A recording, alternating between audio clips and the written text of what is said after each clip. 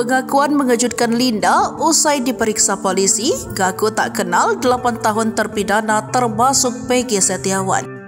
Linda yang disebut-sebut sebagai sahabat dekat Vina beri pengakuan mengejutkan usai muncul ke publik.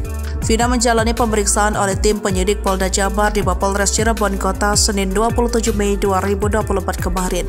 Ditemui tengah malam usai pemeriksaan itu, Vina membeberkan fakta baru soal hubungannya dengan Vina Cirebon serta Peggy Setiawan. Dalam pernyataannya, Linda mengungkap ketidakakrabannya dengan para terpidana dan membantah keterlibatannya dalam kejadian tersebut.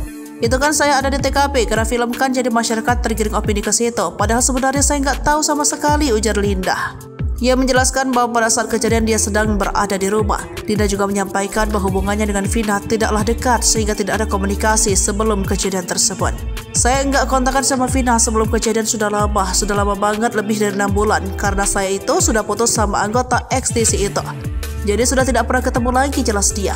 Selain itu, Linda juga menekankan bahwa Vina tidak pernah mencurahkan isi hatinya kepadanya dan hubungan mereka hanya sebatas teman biasa. Vina juga tidak pernah curhat ke saya, karena itulah kita sama Vina hubungannya tidak sedekat yang difilmkan, cuma teman biasa saja, teman tongkrongan. Linda berharap agar kasus ini segera terungkap dan selesai.